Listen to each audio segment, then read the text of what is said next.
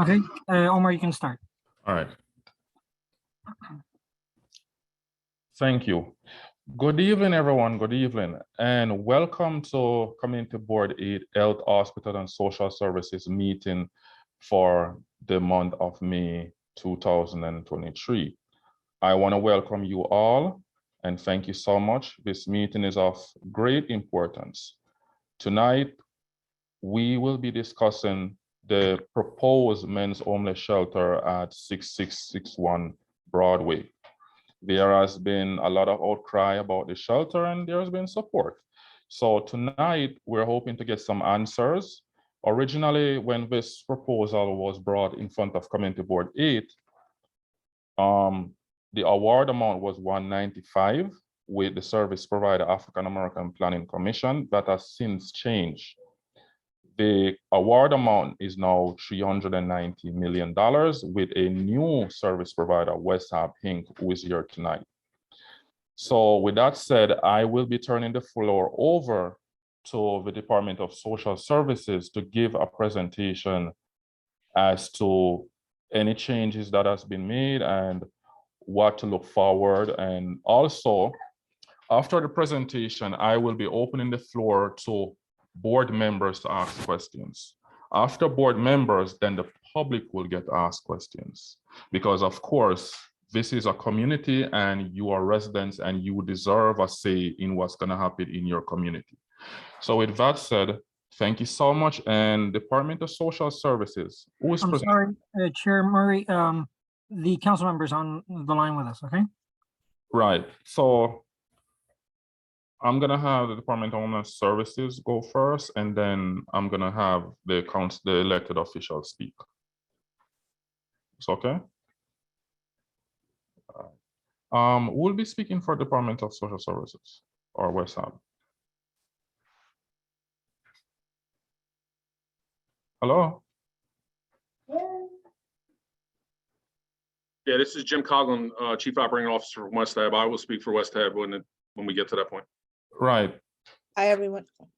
Hello, everyone. Good evening. Thank you for having us. This is Haley Nolasco, Assistant Deputy Commissioner, Department of Social Services. I know some of us are still hopping on, but we will be here speaking on behalf of the agency. Also, we're joined by the Deputy Commissioner of Intergovernmental Legislative Affairs, Marika Scott McFadden.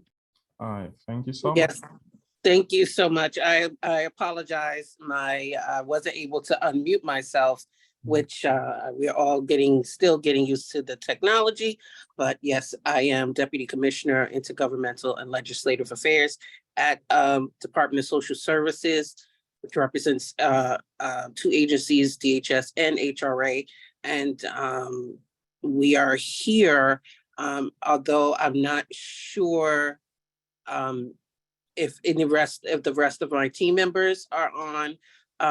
We're prepared to just do introductions of whoever's on, which I can't see, unfortunately, with the angle that I am now. And if there's anyone else on from DHS that would, I'd like, to give you a chance to announce yourselves so that we can all know that you're on. And then we like to head out into the presentation with Jim Westhab, and then we'll be open to take your questions after that. Hi, it's Jocelyn Bennett. I'm sorry, Yvonne, go ahead. No, go ahead, Jocelyn, because you're on her team. Okay, just joining the call as well. Omar, hi, how are you? I'm Jocelyn Bennett, IGA, Intergovernmental Affairs for DSS. Good evening, all. I'm Yvonne Ballard, Associate Commissioner for Adult Shelter Operations. I'm going to turn it over to Cindy. Hi, good evening. My name is Cindy Tita. I'm the Assistant Commissioner for Single Adult Shelter Operations at DHS, of which Westhab is in my portfolio. I will turn it over to George Fernandez. Hi, good evening, everybody. George Fernandez here, DHS, Single Adult Shelter Operations, and Westhab is under my portfolio. Okay. Okay, so who will be presenting? DHS? Who is presenting for DHS? Speak about DHS. We're going to start out with this facility. We're going to start with Ms. Westhab, and Jim, we'd like you to start. Okay. So as I said earlier, my name is Jim Coughlin. I'm the Chief Operating Officer of West Hab. And I'm joined by Valerie. Valerie, if you want to just quickly introduce yourself. Hi, good evening. My name is Valerie C. Smith. I'm the Vice President for West Hab Shelter Programs. Great, thank you. So I'll give a quick overview, and then I'll have Valerie, I'll kick it to Valerie, and she'll talk more programmatically about the actual program and the services that'll be offered on site. But, let me just start off by saying, for those of you who were on the call last time, I'm going to repeat myself a little bit, but for those of you who weren't, let me just start by saying that, West Hab has been doing this work for 40 plus years. And, one of the things that we take great pride in, and we completely understand, the community's concerns is, we take being a good neighbor and being, transparent and talking with the community very seriously. And we understand that in order for us to be successful, we need to have a partnership with all of you. And I'm sure a lot of other community members who are not on this call that I look forward to meeting with at some point in the future. Again, we, over 40 years, the first 34 of those years, we were primarily a Westchester County organization doing this work, operating homeless shelters, supportive housing programs, employment programs, youth programs. And then 7 years ago, started working in the city, and very quickly, built a reputation for, quality work. We're doing this work now in 4 boroughs. We currently have 14 operational sites. And this is the Riverdale site is added to our pipeline. Again, this is, I've been doing this now I've been at West Hab for 23 years, and I've been doing these community meetings for 20 plus years, and I completely understand the concern. I'm quite sure a lot of the questions that are going to be, thrown at us today are questions that we've heard in the past, concerns that we've heard in the past. All I can say is this, that you can hear our words, and they are words, but I want you to judge us on our, actual work. I want you to judge us on our, the quality of the programs that we offer. I want you to judge us on the relationships that we build with you. I want you to judge us on the communication that we're going to have with you moving forward, and not just on what you read, in the New York Post or what you see in the news. You see in the news that homelessness is this scary thing, and that homeless individuals are criminals, and they're scary, and they're going to bring crime and drugs and et cetera to my neighborhood, and that's just not accurate. And it's really sad that it's portrayed that way.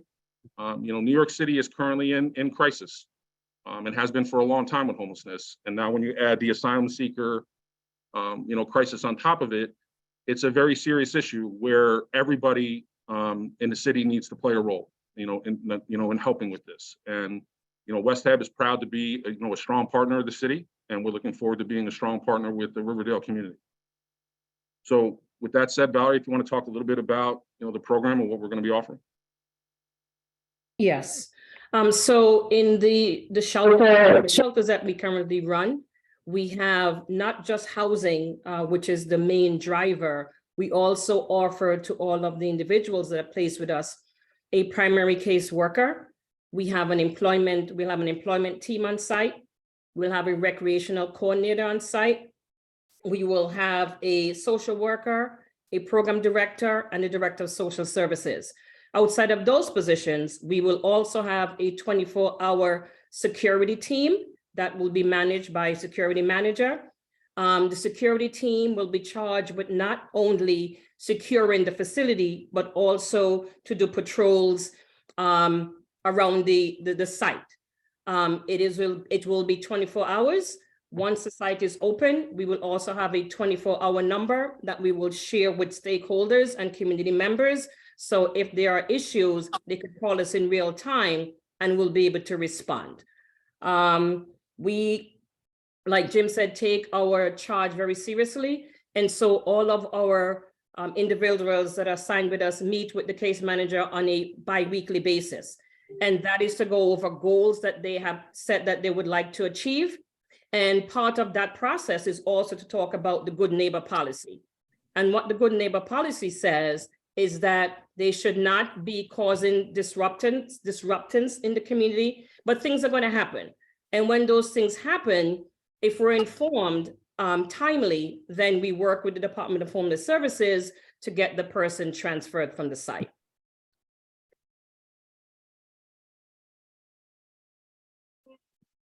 Okay. So with that said, I'm gonna turn this over to our elected officials to speak a bit. So, Assemblyman Denowitz, I am gonna have you speak a bit, and then I don't know if Council Member Denowitz, you wanna speak? Okay. I Assemblyman can speak Denowitz. after him, yes. Yes. Thank you. Okay, thank you. I'll try to be as brief as I'm capable of. Sorry, everybody. So I don't really want to repeat everything I've said in the past. We've had several meetings and now we're going through the process again, but we're not really going through the process again because we're not starting from the beginning, even though there's a new provider that's been anointed by the city. The process should start from square one, but that's not what's happening. But I think the circumstances really haven't changed. We know we have a huge problem in the city, and we know we have to address it. The question is, how do you address it, and what's the smart way to do it? And one thing I'm certain of is that what is being proposed here is not a smart way. It's a losing way. I believe that when you have a proposal to house, the number seems to vary, but let's 130 people, maybe more, 160 people, up to 6 people per room. That is a failed model that has failed time after time in location after location. And yet the city administration seems to have learned nothing from past experience. In terms of whether they're supporters and opponents of this, I would say that based on the communications that my office has gotten over the past year and a half, virtually everybody who lives in the general area of the proposed site is opposed to it. There's no support there. Maybe there's an individual or two, but there's no support there. Anybody who supports this doesn't live near there. It's very simple. It's very easy to support this when you're not going to be the ones that are impacted by it. Will people be impacted? Sadly, I think they will. You know, you could have patrols out there, but the fact is, you know, reacting to something after the fact doesn't solve a problem. The people who are going to be in this shelter, people need help. We understand that. We want to help people. People may have substance abuse issues. They may have mental health issues or other stuff. And people do need help, but it seems to me that the smart way to do it is to find housing for people, to create housing for people, not this 6 people in a single Okay, so room it's actually model. pretty heavily weighted, but I think it's probably going excuse to be me. relatively easy, fine.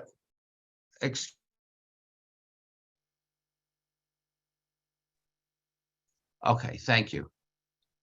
6 people in a room is not the way to produce success for the project or for most particularly for the individuals involved. In fact, I think it's madness to try to replicate a model that has failed consistently. But beyond that, in the time that we first heard the proposal of 195 million, as Chair Murray said, it's now gone up to $390 million. This is $390 million of everybody's money in the city of New York to provide very temporary housing for such a small number of people. That doesn't sound so smart to me. We should be creating, I'm sorry, I keep hearing other voices. Yeah, we should be creating housing for people to be able to live in. $390 million, that's no small change. And to me, it sounds reckless and irresponsible. So I'll just leave it at that. I would love to hear something better, but until that happens, I don't see how the agency or the administration can possibly expect the people from the community to be supportive of this project, which, as I said, is a failed model. Thank you.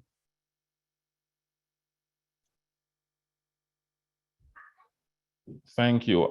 Councilman Denowitz, you have anything to add? You have to unmute. Let me unmute you. Yes, there you go. Thank you. You wisely disallowed participants from unmuting themselves. So thank you. I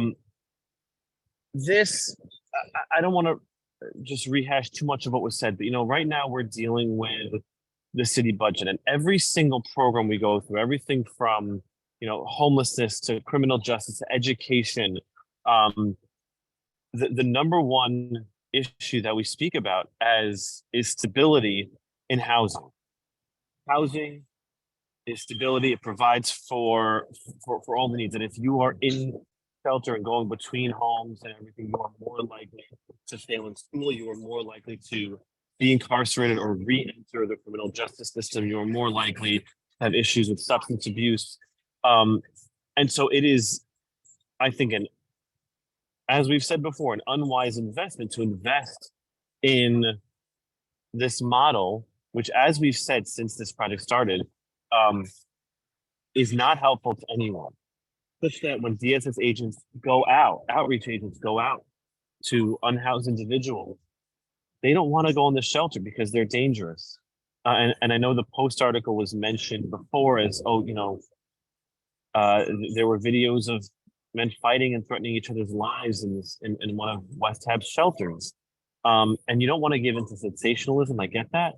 But as I said before, here in the Northwest Bronx, in the North Bronx, we have experience with single men's shelters. We had a stabbing in Wakefield. We have serious quality of life concerns with people doing, let's just say, things that they shouldn't be doing in public. In Jerome Avenue, number of complaints day after day, a number of complaints that these models don't work, that people are not being serviced. And the idea that we're going to invest almost $400 million in a failed model to begin with, it doesn't make sense. It doesn't do the thing that we want to do in New York City, and that's help people. It was mentioned about community members doing their part, and I get that. There was, just as reported in the Riverdale Press, it was an asylum seeker shelter, as reported publicly in the paper, open up on Broadway, and we'll see the outpouring of support for the asylum seekers at that shelter, and really throughout New York City. And those are in hotels, right? We are specifically, in this case, they want to specifically build a shelter to temporarily house people. And the temporary housing in many cases lasts for years. It's not really temporary.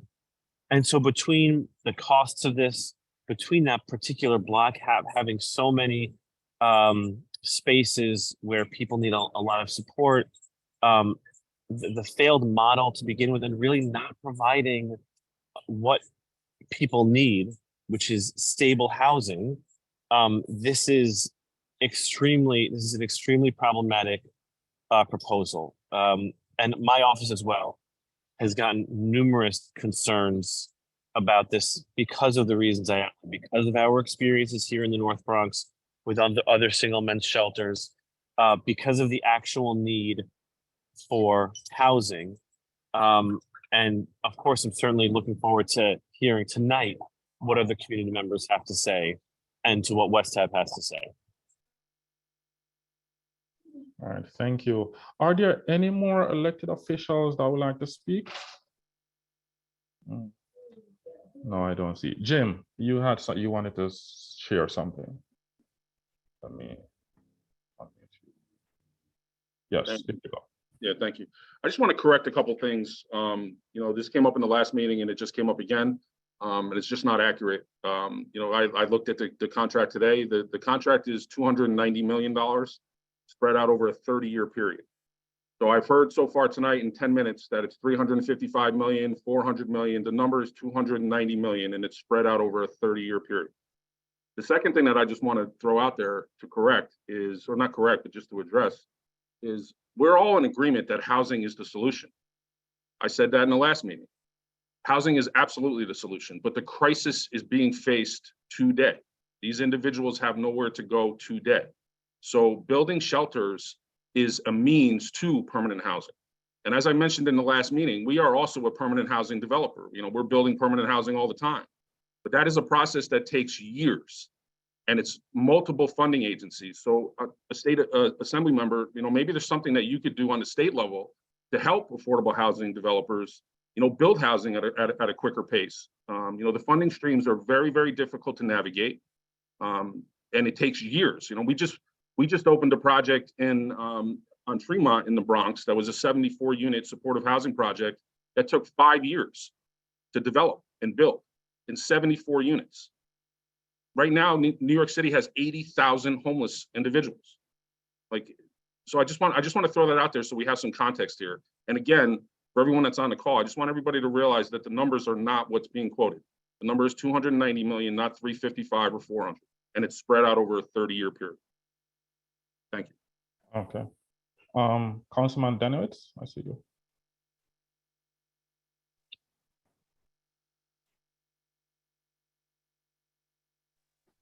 The number we were given, thank you. The number we were given was 390. So I want to thank you for the clarification. But it also sounds like you're amenable to building housing in this location if you're able to need help navigating the system. Did I hear that correctly?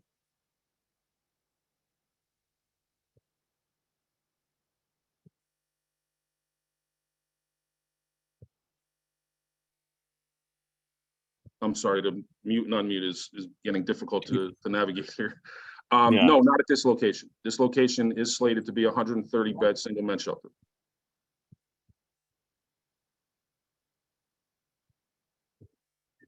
All right, thank you so much. So with that said, I am going to turn the floor over to members of Community Board 8. The first person that's going to get to ask a question is the chair of our board, Ms. Laura Spalter. After Ms. Spalter has finished with her question, I will turn it over to the chairman for the land use here at Community Board 8, Mr. Charles Mergler. Ms. Spalter, you have the floor. Hi. I'm looking at something here. It's the passport. It's the public portal document. And it says the shelter at 6661 Broadway, the agency Department of Homeless Services. Award amount is 390,322,589. This is the most recent. It's from last month. And so this is where the figure 390 million came from. I'm looking at it right now, right here. Okay. But I have some questions. Has this contract gone to the controller for registration? I don't know who wants to answer. Has the contract gone to the controller's office for registration? It has not. Huh? We're currently in the contract process. It has not been registered yet. Is there going to be a Mayors of Contract Services hearing, a MOX hearing? There was a MOX hearing for a PCI. Public got a chance to attend. I feel that since this contract has doubled, it really needs to be looked at. As you know, we have sent letters to Conflict of Interest Board, our different elected officials, Department of Investigation, just because there is issues of possible nepotism and the fact, I know you have said interest rates went up and that's why the price went up. But 2 years ago, interest rates were 0. I know it's gone up a couple of points, but this amount is huge. So do you anticipate a MOX hearing? As far as I know, the MOX hearing has already taken place. DHS can answer that question for sure. But I just want to address one other thing that you just said. And this came up in the last meeting. The whole idea of nepotism and articles that you're reading in the New York Post, we're hearing it all the time. And as I said in the last meeting, there's no truth to it. And it's a shame that individuals who, give their lives to the work that we do, get raked over the coals by the New York Post of all papers. It's just not accurate. The city did investigations. We were up front from the very beginning. The city was up front. All the disclosures were done correctly, but you don't read that in the paper. What you read in the paper is salacious, headline stuff. And then unfortunately, it gets individuals like yourselves, you're reading this and you're believing it. And it's really unfortunate to hear. And I really appreciate it if we just moved off of that topic because it's not accurate. It's been investigated, it's been closed, everything was done above board, period. And then Thank you, lastly, Jim. Just getting back to it, what is the schedule? schedule of what? I understand you haven't closed on the building. We have not closed on it. Well, we're not, the developer has not closed on the property yet, no. The developer has not closed on the property, but at the end of the day, you, the provider, are going to own the building. Correct. It seems very complicated how that's going to happen. I think that when the providers are now in the real estate business and there are windfalls to be made, I think it's a very difficult process. But moving on, I know what you're going to say. I would like to hear more about the employment shelter. What does that entail? How is the screening done for your clients? I understand it's going to be an employment shelter. What does that mean? It is a general pop shelter with a behavioral health component. It's not a employment shelter. I'm sorry, I have to turn my phone off. It's buzzing like crazy and I didn't hear what you just said. I'm sorry. When the people are screened, do they already have employment or how does that work? All of the clients that are sent to us come through us through Department of Homeland Services. So they go to an assessment center and someone from DHS could speak more succinctly, but they go to an assessment center. They stay there for a couple of weeks and then they're assigned to the provider. Do they already have some employment? Part-time or full-time? And so those are the individuals who you feel you're trying to match with 6661? Hi, let me jump in. Thank you. So, hi. So what happens is when individuals become homeless and they want to enter the shelter system, they go to our intake center. We have an intake center for single adult males in Manhattan, Midtown Manhattan. They will be intake, they take down basic demographics, and then they will be referred to an assessment site. We have 4 assessment sites that they can go and they're sent to one. During their stay there, they can stay up to 21 days. During their stay there, they are assessed. There's a continual process of how we can, whether or not that individual needs to remain in shelter, or can we divert them back out, whether it's with family, whether it's with friends, and so on and so forth. But they will undergo medical assessment. They will undergo reporting of what they feel that brought them into the shelter and what challenges they're facing. And based on that assessment, they will be referred to an appropriate shelter that will best meet their needs. I think what people are concerned about, and thank you for that, are there are sexual predators, there are criminal record issues. Do you screen for any of that, those issues? That's like the elephant in the room. People are very nervous about that, and there have been a history in shelters. What can your screening do to make people feel more secure? So we do not do criminal background checks on anyone that's coming into the system. You know, individuals are able to report that on their own, self-report if they have a criminal history. But you know, criminal history doesn't necessarily mean that, you know, well, definitely doesn't mean you can't enter shelter, because everybody deserves a second chance. People make mistakes through life, and as long as you learn from it, we move you forward. And that's what we do. As far as, you know, people who have been criminally charged with sex offenses and things like that, we follow the state regs where people can reside at. So if someone is has been designated a SARA case, for instance, and that means that the person can't live within 1,000 feet of a school or daycare or so on and so forth, then that person will not be assigned there. Thank you. You're welcome. I know everybody has many, many questions, and I agree with what the electeds have said so far. And so, Omar, I'll turn it back to you. Thank you. Thank you, Laura. Next up is the chair of the Land Use Committee here at Community Board 8, Mr. Charles Merdler.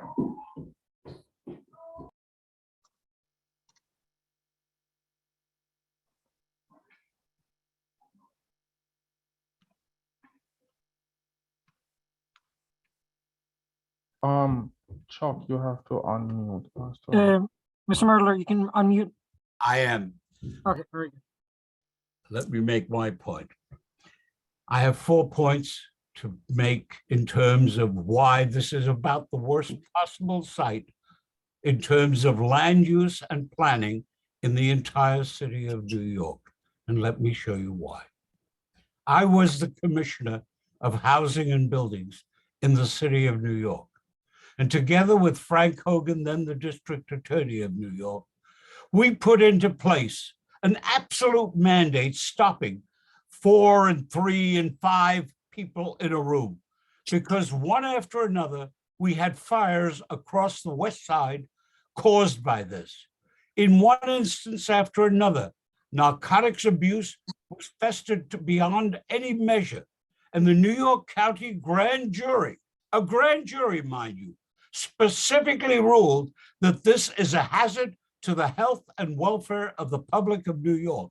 And yet you, both you being the Department of Homeless Services and you, the developers, in the research for a quick buck, are going to do exactly what the grand jury said should never, ever be done in New York, based on hard, absolute fact. This is wrong. It's not just a problem for the people in the community, it's a problem for the people you think or say you're going to help. Number 2, you say there's no housing money. We have real problems in housing. We can't get money to build housing here. Well, I'm a member of the New York City Housing Development Corporation. Come on down. Don't give me that crap. The Housing Development Corporation of New York City entertains applications every day, and so does HPD. That's crap. Number 3, you say there was no impropriety and it was carefully examined. There are 2 standards for impropriety. One is outright impropriety, and the other one is the appearance of impropriety. How can you possibly say that the brother of a ranking official in an agency gets a contract from that agency and there's nothing wrong? Who on earth is going to believe that? I don't. Number 4, you have here a building going up on a site that is opposite a park, a site in terms of land use that we could have built in the Bronx, a better equivalent than Central Park West, a place where kids could, as they now do, play in the park, unfettered, unchallenged, unabused. Instead, in order to make a quick buck, somebody decides this is where we're going to build a shelter. I will tell you, I have looked at these various shelters throughout the city. They all come from one group of people. They all are sponsored by one set of lawyers. When we had the deputy commissioner of your agency here testifying before us on the last go-around, she admitted that your agency doesn't check sites at all. It doesn't select sites. It waits for the developer to come to them with a site. And the developer comes to them with a site and with a payroll that is huge, hundreds of millions of dollars. It says he wants, but you do not check. I asked if you had a written protocol for how you determine qualification. She answered no. We have an RFP that is an open RFP that anyone can apply to without specificity. You don't have a protocol. Show me a written protocol that says, this is the qualification, this is the kind of a location we should have, and this is the kind of facility.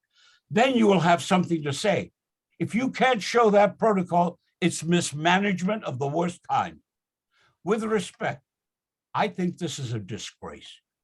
I have said very clearly to every person in government that I know and those in this administration with which I work, this agency needs a top to bottom overhaul, and its coziness with certain developers requires a full investigation.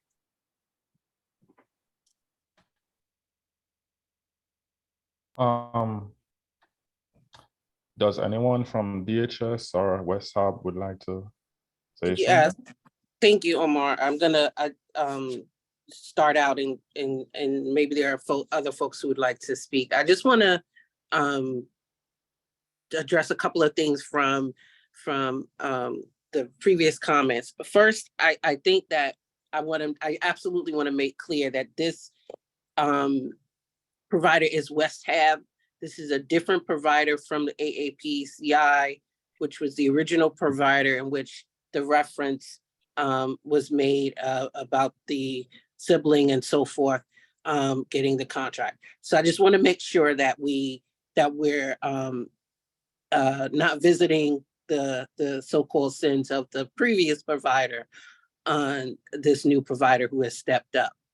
I would like to also give that as an example of how the city DSS has been able to move away from providers that are not able to or not willing to work in this space, and then pivot to other providers that we have built confidence with over time.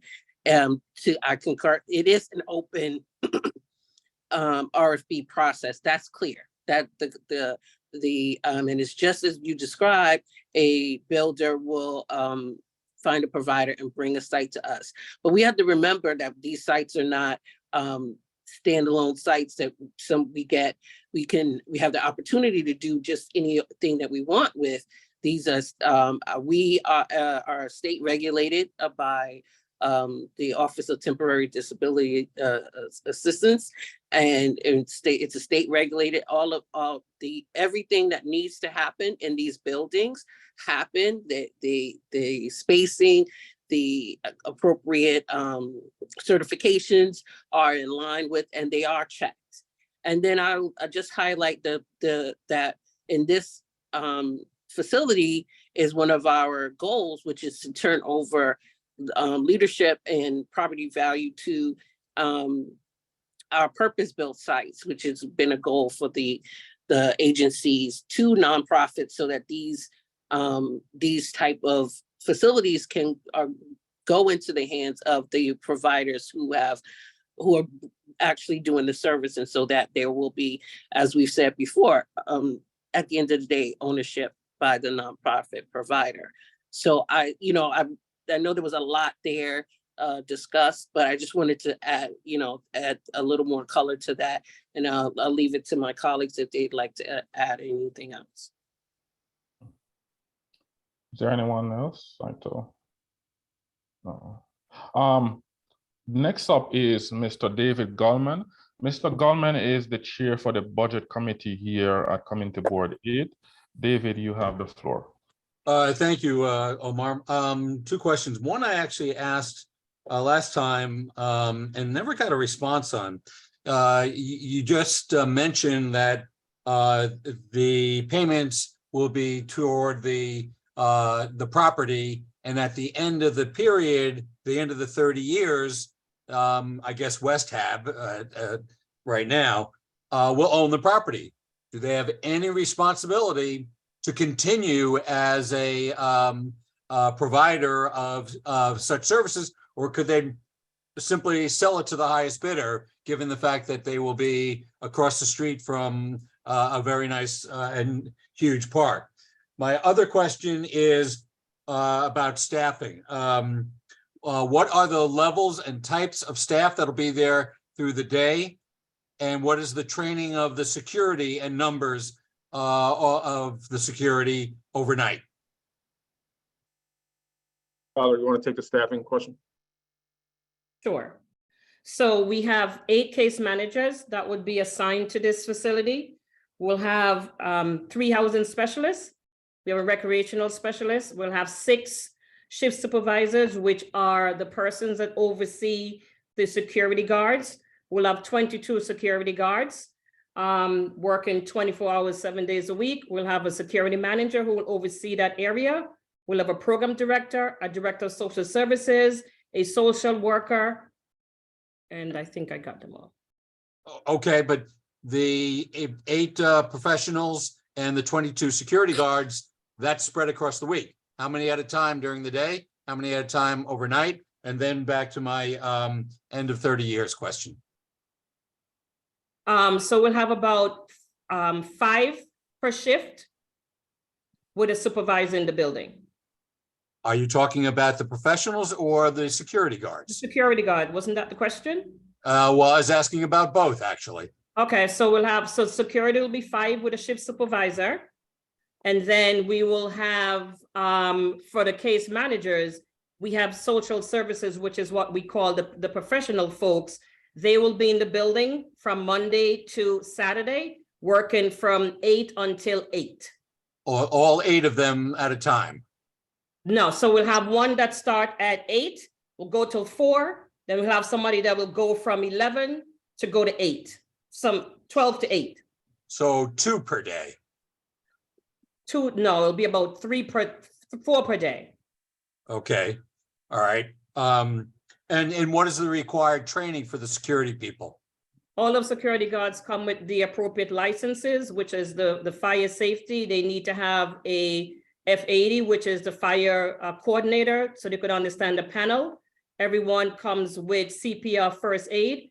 Everyone also goes through our CPI crisis training. And then depending on what the need of the site is, then we add additional training to the site. Okay. And then the disposition of the property at the end of 30 years. Yeah, DHS may want to jump in, but my understanding of this, and I can read the contract language, I just don't have it in front of me, is that the property, we will not have the ability to sell it, as you said, to the highest bidder. The property will remain, in use as a homeless shelter and or affordable housing. I'll just add that, of course, it's everyone's goal that after 30 years, we will not need as many facilities as we have currently, and that our census will go down. But to Jim's point, there's to be clear, the goal is to make sure that the providers are put in this unique position and to continue to provide the services that are needed currently and beyond the 30 years. Okay. Thank you.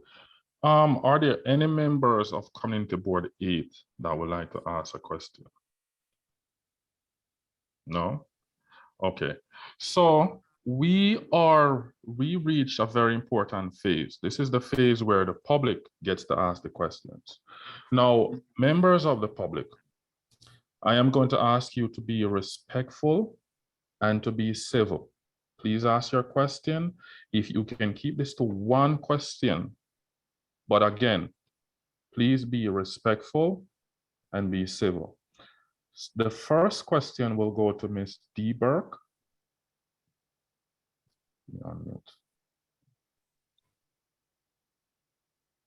D. Burke, here, I see your hand is up.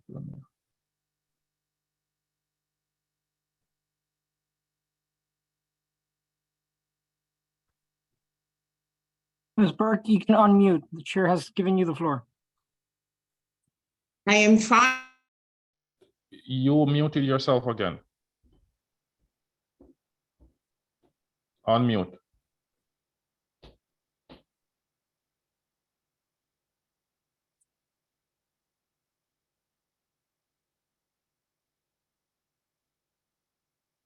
All right. Unmuted? Yes, there you go. Okay, apologies, not to the, Omar, I apologize. I came up with a couple of questions. I'll give them quickly and they can answer them in whatever degree they will. And that's all. I'm just going to ask a couple of questions and you can take them wherever you want to go. First question. Ms. Burke, those couple of questions you have, could you make it one? What is the most important that you have out all of one question? Okay. Let's get clarification on Mrs. Walter's question. We were told that this was a shelter for the employed homeless. Is that true?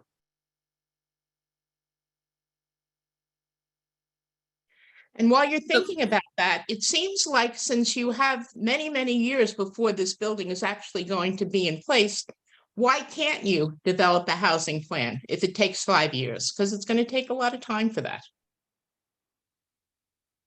I can answer that question. It's not going to take a lot of time. This, once we close on the contract, the construction period will be about 18 months.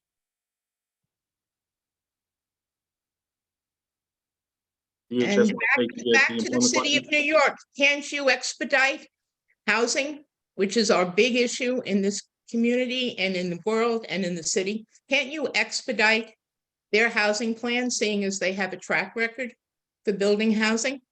They can use the same plan and build supportive housing that is really, really affordable.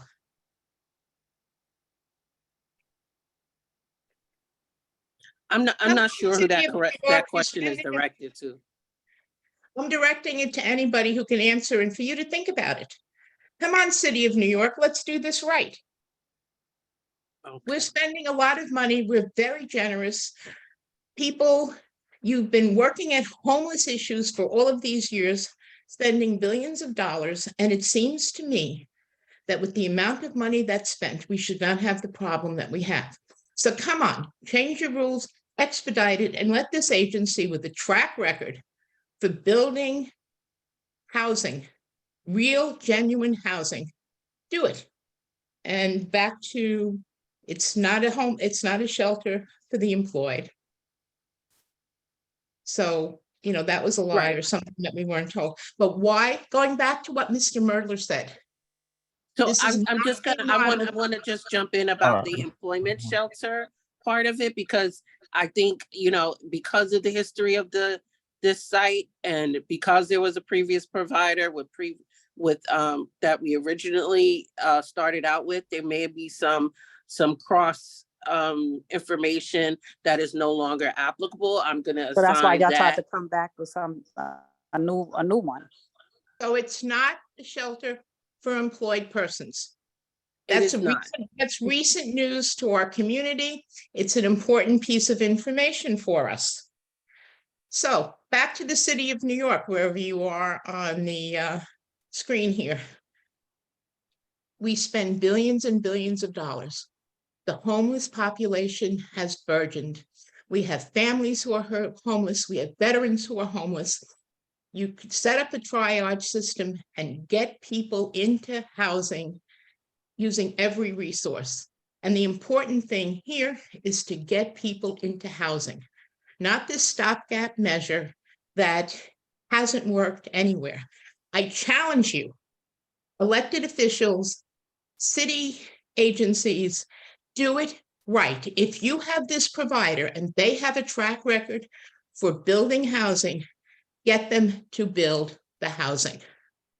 And if it takes I more want than to 18 thank you for months, that. get them to build the Mr. Clark, housing. thank you so much. Allow them to Sorry, let them Omar, answer. apologies. Okay. You want to go ahead and answer? Well, I do want to thank you for that. It is always wonderful to see someone so as optimistic about where we're going with the city and our abilities as a city. Where again, just to reemphasize Jim's earlier point, is that we have a housing and a homelessness issue right now, and we have compounded with a emergency and asylum seeker crisis. So we don't have the ability to perhaps pivot outside of what we're. There are many constraints here, but one of the biggest is that we need this facility for folks who are homeless. We need them. Would they prefer housing, permanent housing, right away? Absolutely. Would we prefer that? Absolutely. But that would have to mean that there wasn't folks lined up and ready every day for this type of facility, and we just don't have that ability to say this is not the option. This is a shelter is the option right now. All right, thank you so much. The next question is gonna go to Brett Snyder. Brett, you're on mute, yes. Good evening, everybody. So first, I just want to say that as someone who as representative for Senator Rivera, who's at this meeting, I agree with both Assembly Member Demowitz and Councilmember Demowitz that are in terms of support versus opposition. That what we've got, it's almost unanimous in opposition. My question is about the model.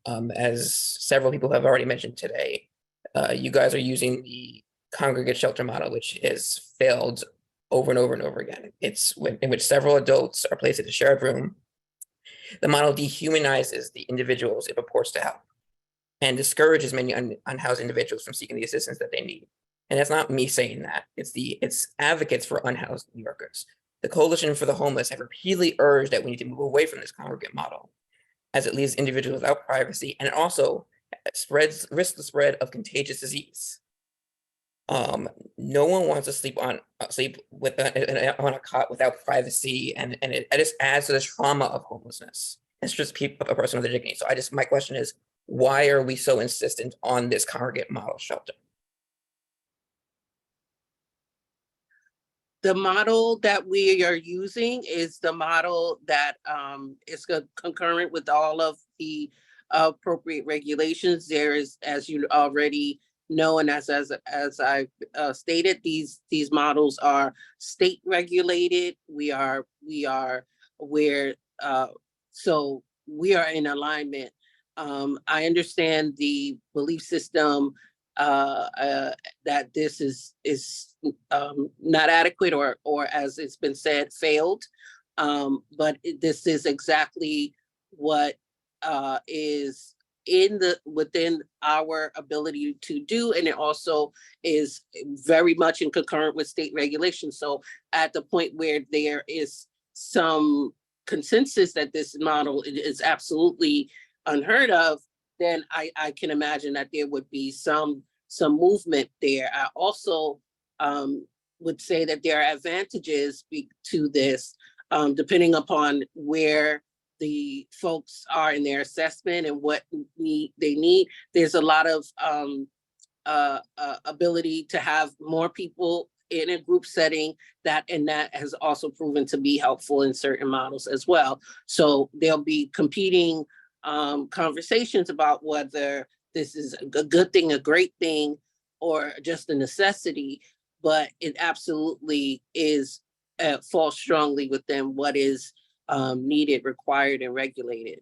I wasn't arguing that it was illegal or anything. I'm not arguing whether on the legality. I'm more talking about the morality of it. I'm talking more about the listening to unhoused individuals when they say they don't want this particular shelter model. If the whole point of the shelter is to help the unhoused, then you should listen to the unhoused and the advocates for the unhoused on this particular model. That's my point. I'm not arguing about the legality of it. That's. So can I jump in for a minute? So I don't think we were, Marika was talking about whether or not the legality of it all. I think that, we can sit and we can debate for years on a certain type of model and what works and what doesn't work. I think that having a strong provider such as West Hab works because they know how to work with their clients, they know how to engage their clients, all right?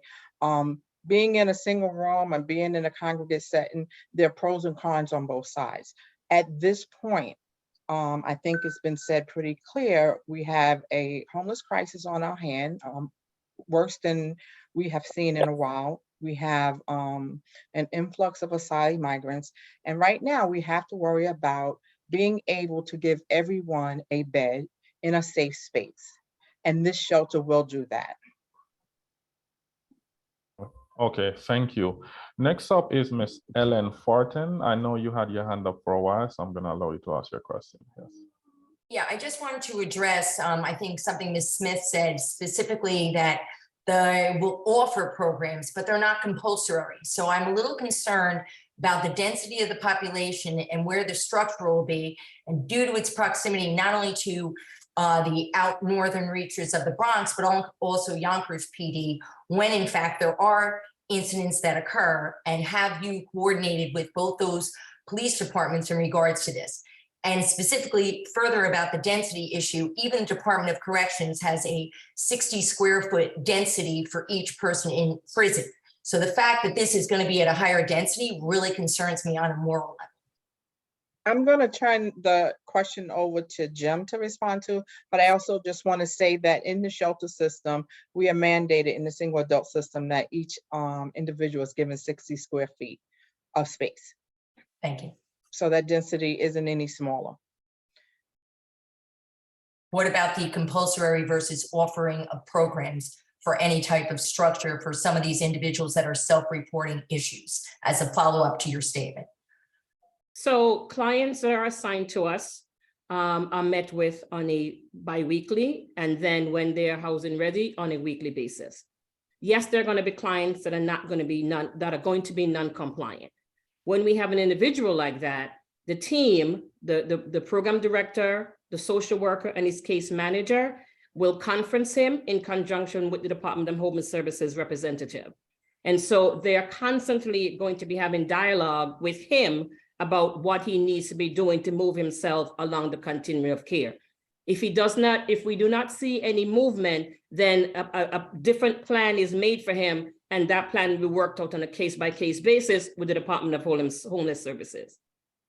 So just to clarify, Ms. Smith, so the structure is not there, but they'll be bi-weekly. So that's in 14 days, I feel like there's a lot of, for lack of a better word, and trying to use without judgment, mayhem that can happen in an area that is close to a park. No, I disagree. There's no mayhem. The clients have set bi-weekly meetings, but that does not mean that he's not being engaged outside of the 14 days. And But so is he allowed to walk outside daily? yes, he's allowed to walk in the community. Yes, okay, thank you.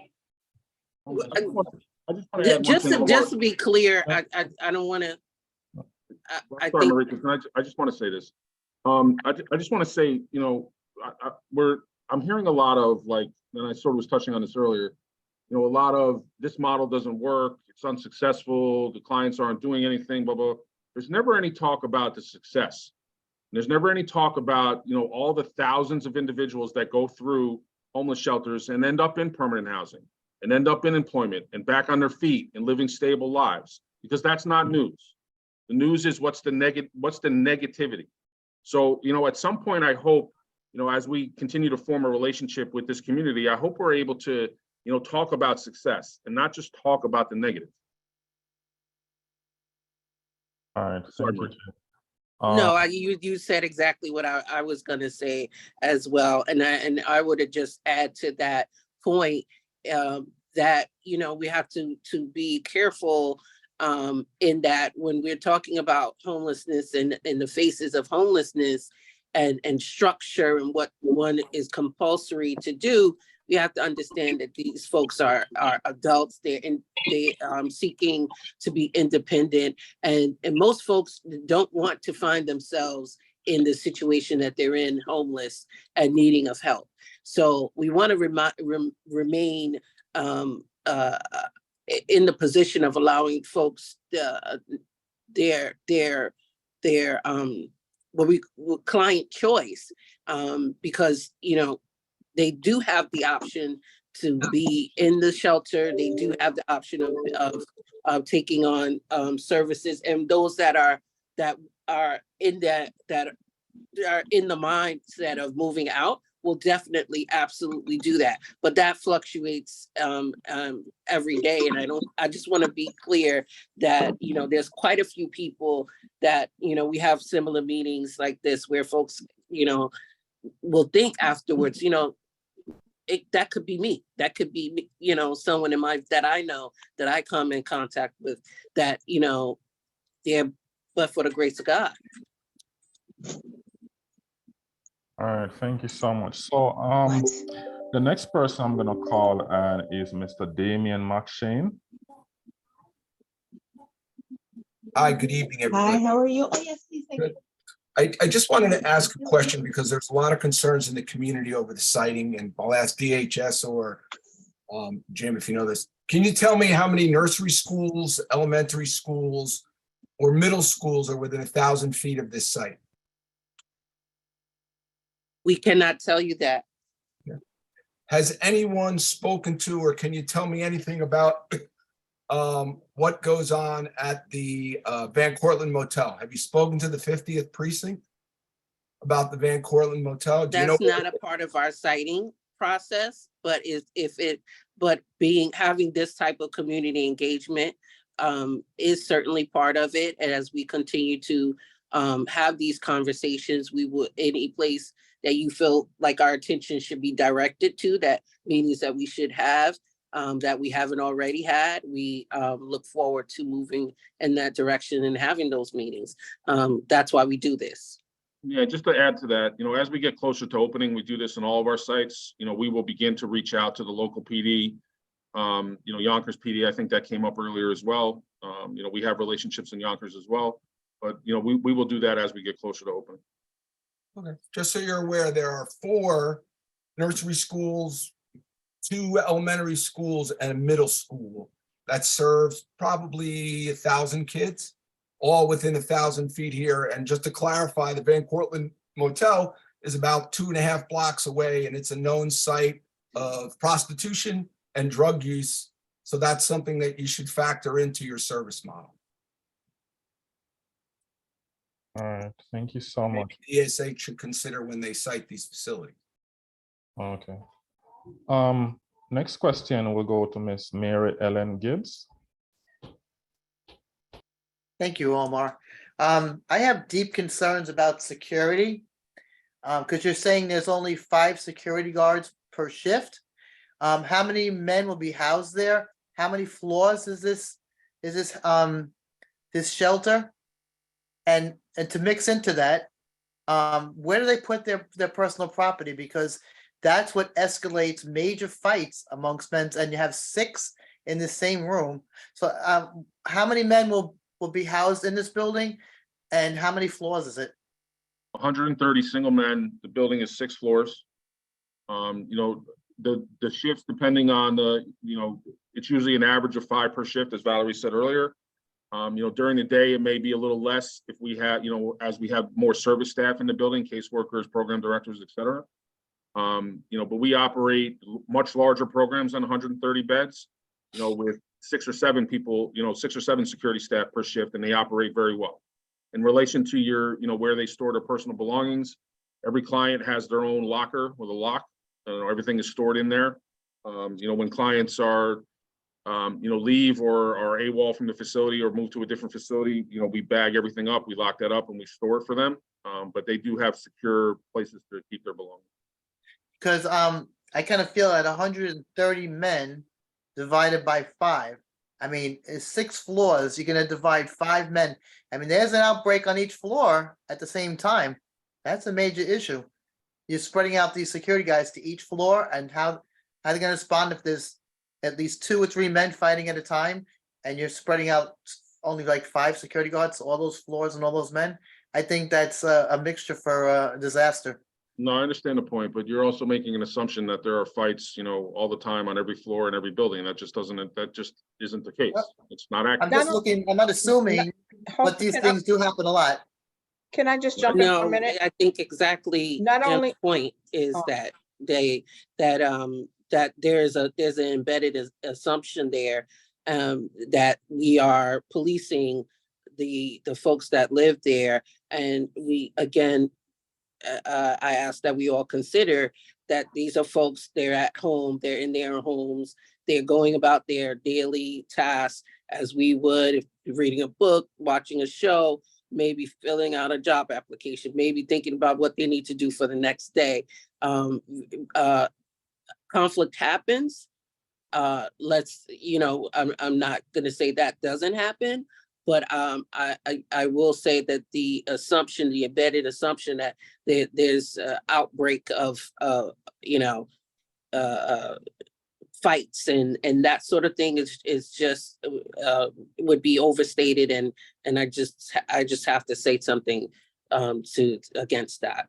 Well, I've heard plenty from other ones, and our 50th precinct is taxed enough as it is a big precinct. So to have to respond to different things and not enough, I really truly don't believe there's enough security for such a big.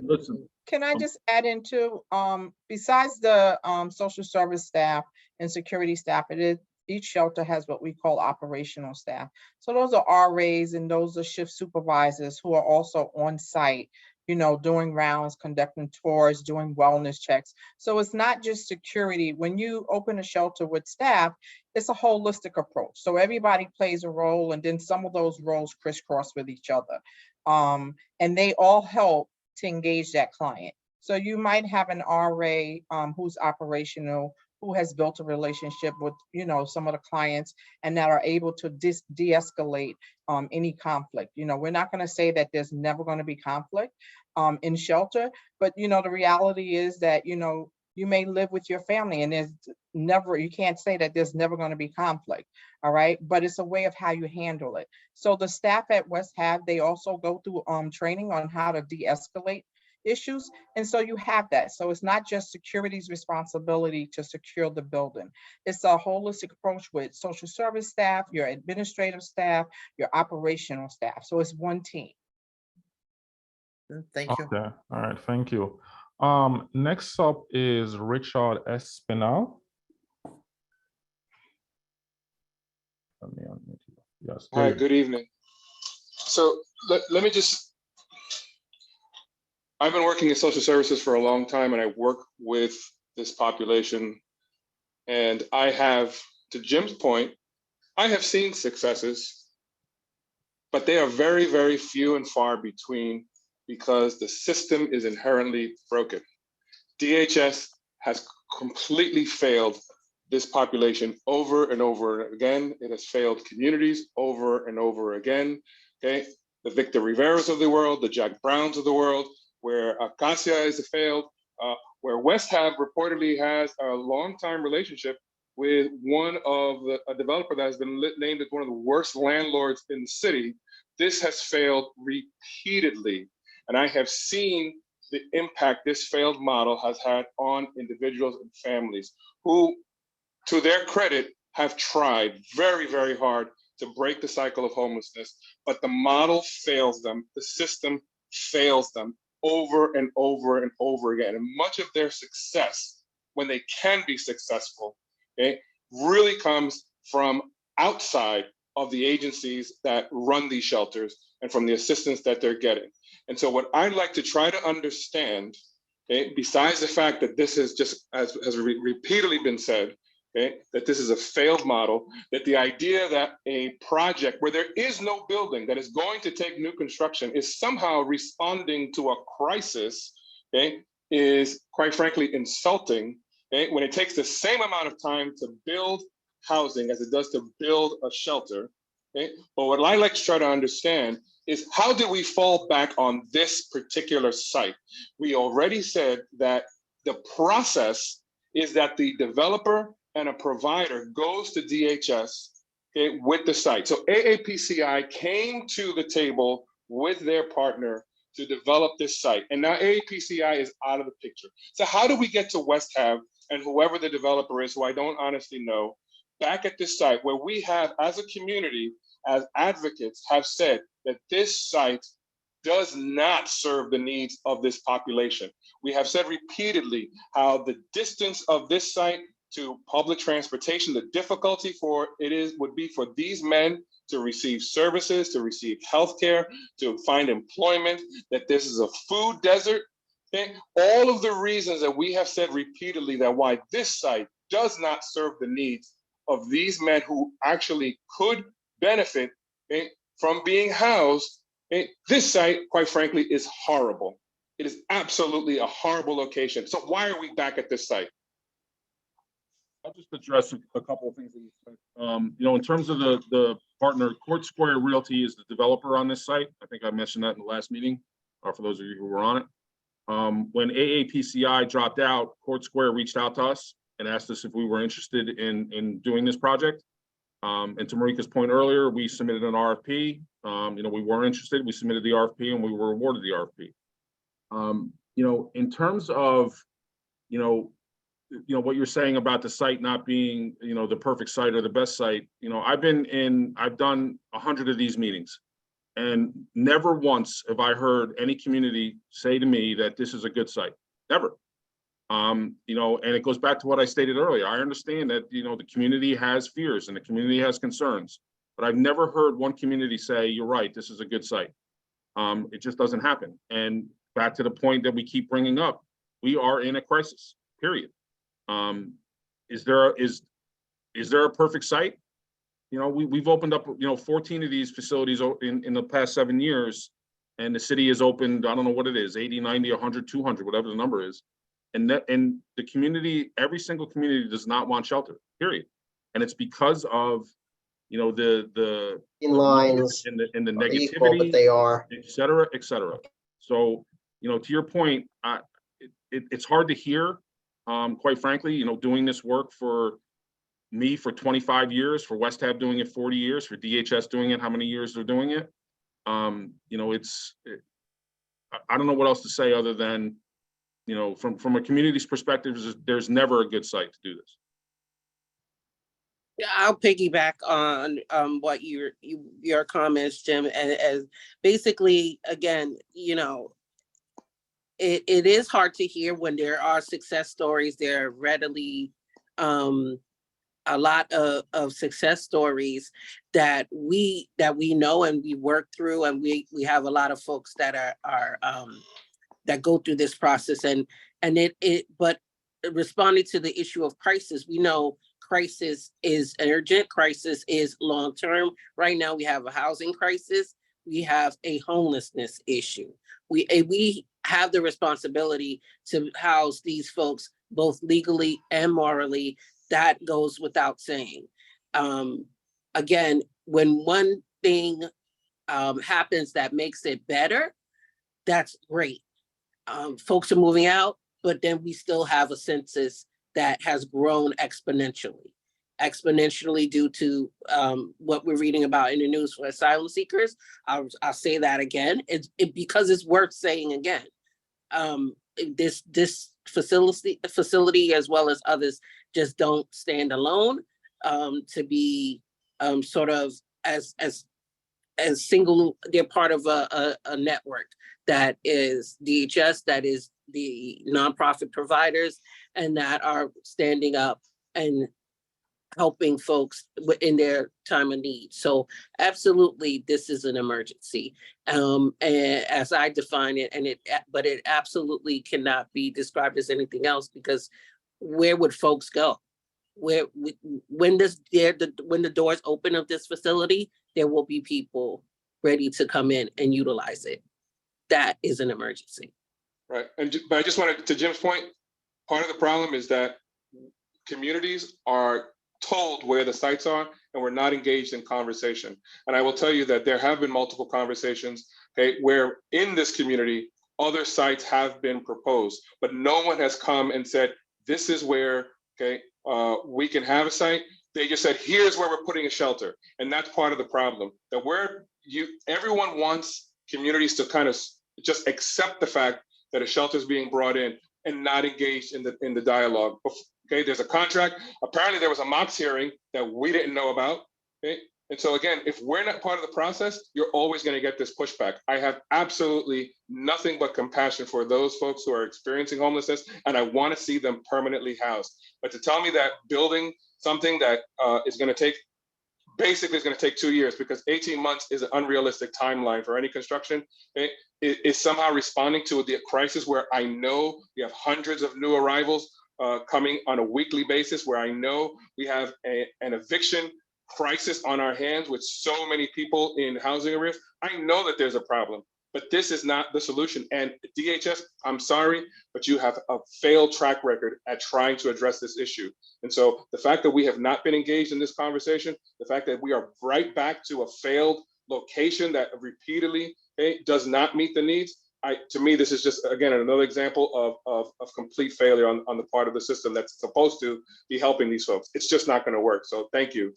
To be clear, every year, at least once a year, we send letters out, not just to this Wait, community we need board, to allow the but to other public community to ask more questions. Absolutely. I just want to respond. You know what I to- mean? We can't have this back and forth because too many hands are up. So. No, I absolutely understand, but I want to speak to the gentleman, and I thought we were doing one I question know, at a but we time. need to move I'm on. sorry, I'll I'm sorry. Can you absolutely go. I'll acquiesce to, I'll just cede make the it floor. brief for me? Just make it brief. All right. All right. Next up is Miss Liz Brennan.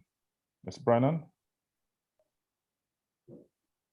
Hi, I've lived here my entire life. This literally will be in my backyard. I have a couple of points and I will try and keep them quick. One, you're building on a hunk of rock. You're gonna ruin the infrastructure of the houses on Spencer Terrace and Spencer Place. What size of recreation area is there going to be around the property itself? Will these people be kicked out during the day? Will they be housed on site? Will they be forced to leave? Is there a lockout time that the doors will lock at, like, let's say 9 o'clock, and they won't be allowed back in until the next day? Will there be parking provided? Never mind for the clients, the staff. Parking is at a minimum around here. And then is there any conversation with the city of Yonkers and that diagonally across the street at 636 South Broadway, the corner of Carroll Avenue, they're building a 16-story apartment building, low-income housing, with 76 apartments. And then there's another apartment building going in next to the Broadway Diner. This area has reached its maximum of people, incomed or not.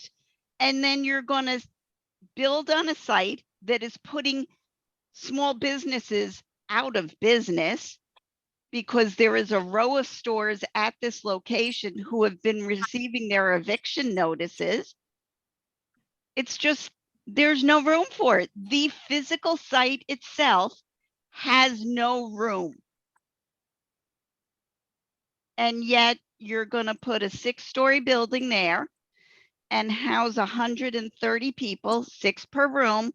As everybody's already said, this congregate shelter doesn't work, but okay, why not make it apartments and make it possible for people to prosper? Somebody said it was a food desert. It's also a transportation desert. Those of us who have lived here know you're out of luck when it comes to waiting for a bus, and you've got a 2-mile hike to the train. So some of my finer points. Thank you, Omar. Greatly appreciated. I will take some of those questions as it relates to the site. So the clients are not kicked out. They have access to the facility. We have a curfew that is at 11 p.m.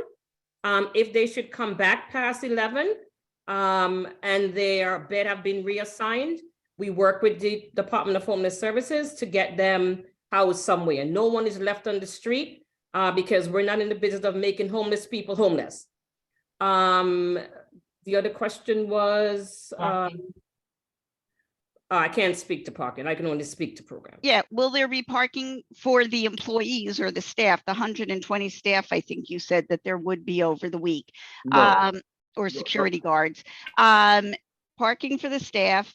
And then at 11 p.m., are you going to have a bus outside your building waiting to take them to DHS to say they've lost their room for the night? So the or way are they it works, just going to walk away and go sleep in the park where children play, where there are baseball games, where there are soccer games? Like it's already, when you get off the Bronx 9 bus at that stop, the northbound side, it's not safe. You're up against a park that is not lit. And now if you're locking the doors at 11 o'clock, where are they going? we do not lock the doors at van 11. outside your building? Like I said a few minutes ago, we don't make a homeless person homeless. And so he will always have a bed. We're not going to turn it back into the streets. And so he shows up if the bed has been reassigned, because like we have mentioned earlier, there's a crisis in the city. So if he does not come back because he does not have a pass and we have reassigned the bed, he will be bused somewhere. Or he may be given another bed. He's not going to sleep in the streets. That is not what we do.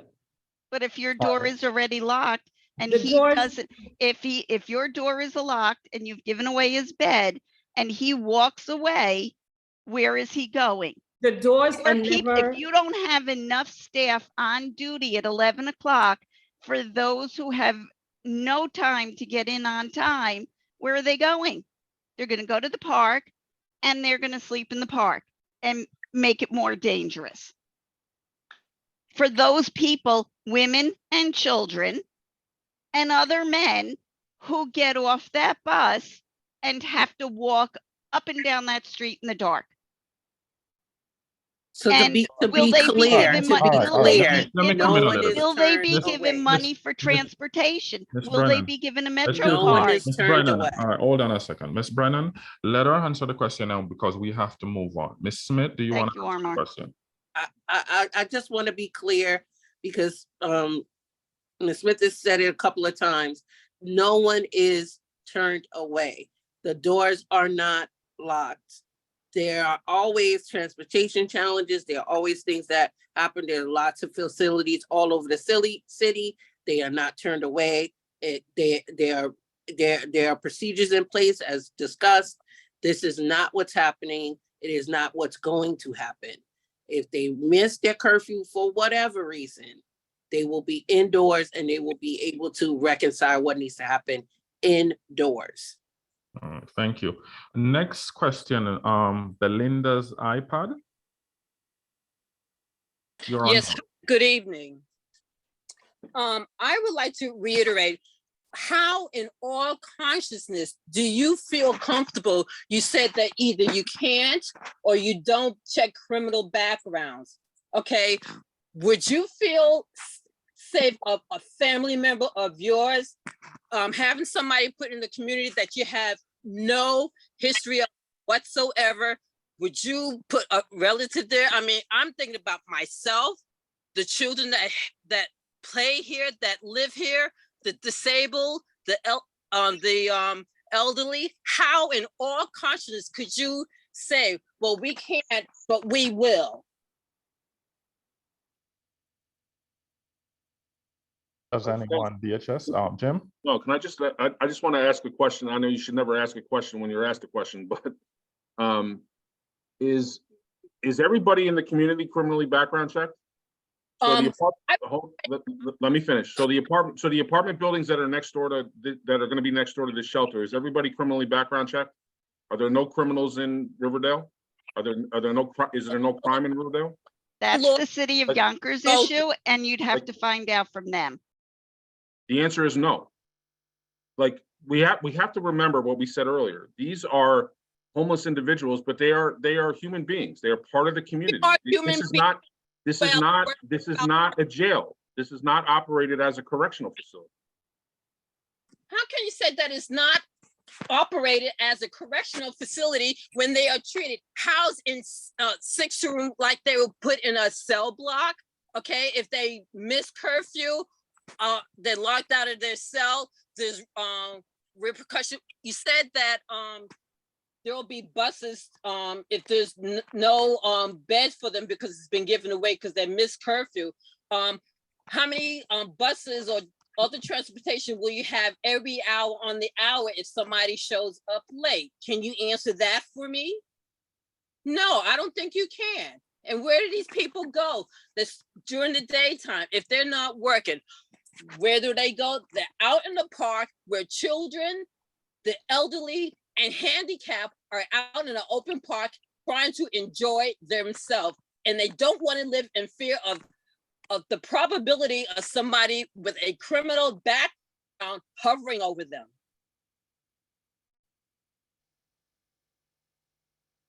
Okay. Thank you. Next question will Miss Arlene Giagrande. You have been waiting for a while. Hi, yeah. Yeah, I'm just curious about, it sounds like there's 8 caseworkers to 130 men, so I just have a couple of questions. So each caseworker, it sounds like, has 15 clients, which that sounds like a good number, a good ratio. Because it sounds like they could really, work with the client on getting supportive housing. And then just because everybody seems so concerned about the success rate, because you have other facilities, Jim, maybe you could tell us, the success rate of people going into supportive housing, so people could understand that, like, the transitional housing is to set the person up for success so that they could go into supportive housing that's permanent. And then I'm assuming West Hab then, fills up those beds with new people who then will get the support from the caseworkers to get into, again, set up for success to go into, again, permanent supportive housing. Yeah, correct. I mean, every time, I'm sorry, it sounds like I'm echoing. Every time, we have a success where we move somebody into permanent housing, that bed does get filled just because there is a crisis in the city and there's 80,000 homeless at the current moment. But we're also placing people not just in supportive housing, but in, just straight affordable permanent housing. Valerie, you want to just talk about, our success over the past couple of years, just in terms of West Hab, and maybe DHS can talk globally on the success, throughout the city in terms of homeless numbers?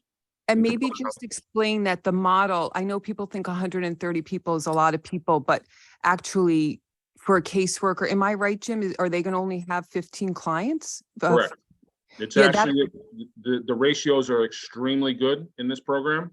We operate programs where we have 200 beds and, caseworkers have, 20, 22, 23, per caseload. So the ratios here are extremely, extremely good. Yeah, that's a very low. I don't know if people realize how low, like, a caseworker could do a lot of work with each individual client with that low number, just with my own experience. So Yeah, no, I appreciate that feedback and that comment. Valerie, you want to just talk quickly about our success? Yeah, so I pulled the numbers for 2022. And so we moved out 496 persons to permanent housing in 2022. And to date for 2023, we have placed 220 persons in permanent housing. And then I'll just add and compliment to the question, and thank you for the acknowledgement about the work that the providers do in meeting clients where they're at. We do have a lower caseload here at our proposed site. And in addition to supportive housing, should those clients need it, we have other housing subsidy options for our clients. And so it's not a one size fits all for every client. We meet the clients where they're at. We determine what's the best course of action. Some may need supportive housing. Some may need, the majority will need, like, independent living and having an opportunity to come back and integrate into the community. Some are family reunification and so on. And so with the smaller caseload, we'll work, really diligently with our clients and place them as quickly back into housing. yeah, maybe we could figure out who is really responsible for the 6 people in a room, because I don't know if West Hab is really the ones that are responsible for that model. I think they're working with the models that they have access to. So maybe Assemblyman Dinowitz could tell us, where do we really go to try to change that model? I just don't have this feeling that West Hab is, they're the ones providing the service. They're working with the clients that are in need. I don't know if they're really doing, they're not maybe having the time to go and fight, I don't even know I don't think we're talking to the right people about the complaints about the size. And if we could lower the number of men in the room, Jim, would you be able to consider that, or, or is that just the model that you're given and you're trying to help people with what you have? Yeah, I think I really appreciate the point. And I think from the electeds, I think that, that needs to be pushed with them, in terms of the model not working or resources that need to be added to the city or to the state to change the model. We can't change that. But just to your second point, we operate, a couple congregate sites. many of them that are much larger than, 4 and 6 people per room, and they operate fairly well. We do operate, one site currently that has the 4-to-6 ratio, and it operates extremely well. Is it perfect? Of course, it's not perfect. Do we want everybody to have their own individual room? Of course we do. That's what I said earlier. We want everybody into permanent housing, frankly.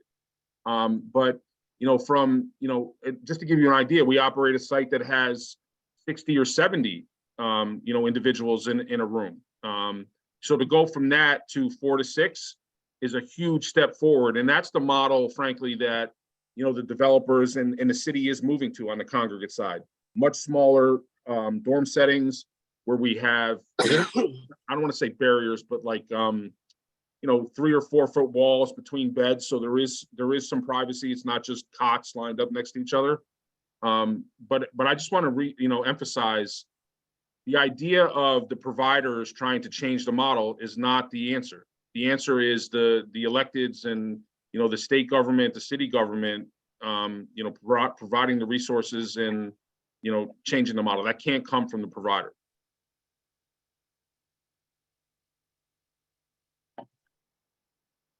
I hope that answered your question. All right, thank you. Hear me? Okay, thank you. Next up is Miss Lena Ritterman. Mute, yeah, there you go. Thank you so much. Good evening, everybody. So I'm going to speak as somebody who's been in this field for many, many years. And yes, I currently work for the city as Children's Crisis Program Consultant. So I oversee children crisis programs. I am actually in support of this shelter.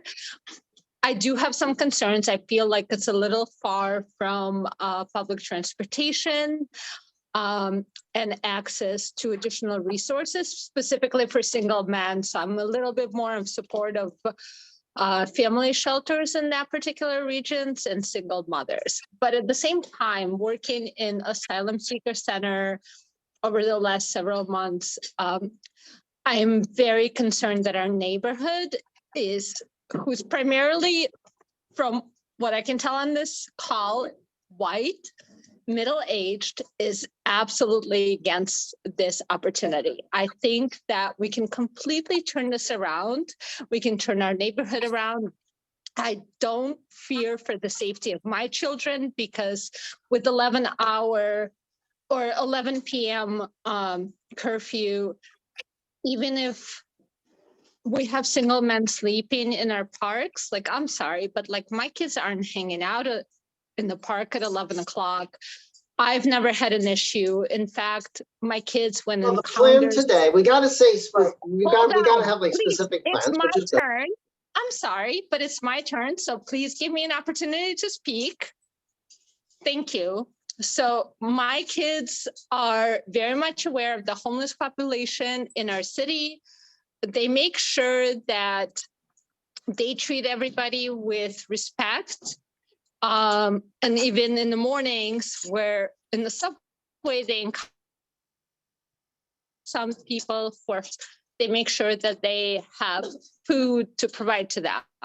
So all I'm saying is that we have to think about it differently.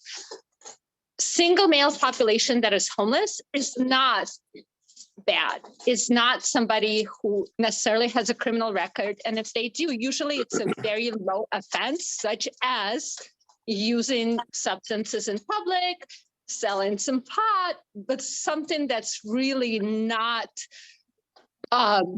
significantly affecting the community.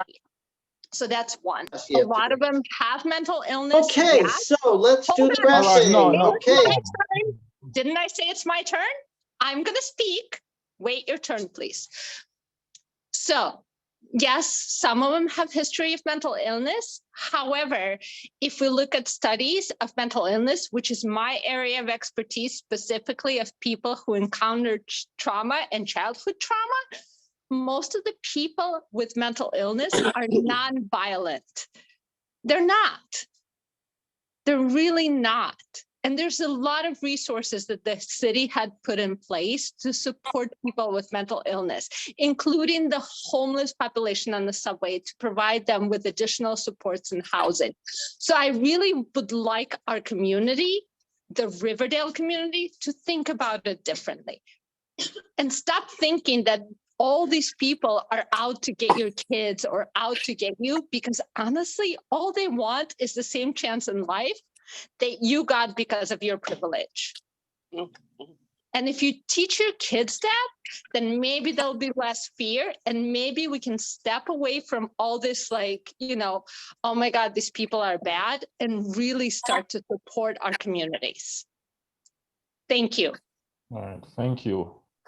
I just want to clarify that okay. that district is majority of people of color, Latino and African American.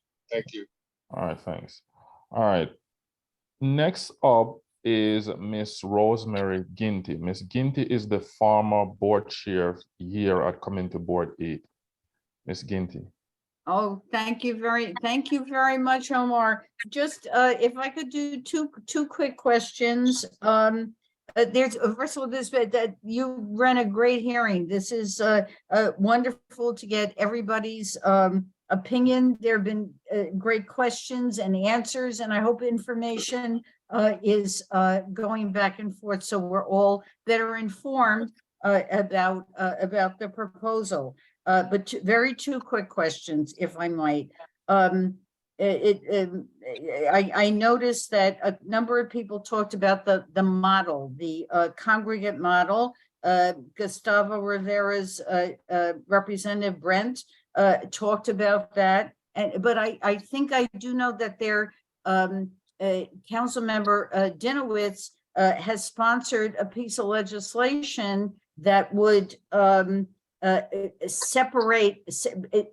make separate spaces for people in these congregate shelters. I'm sorry, I'm being not specific on it, but I know there's a piece of legislation. I am sure Jim is aware of it. And I guess my first question is, are you aware of this? Would you support it? And if it were to pass, could you accommodate it in your proposed shelter?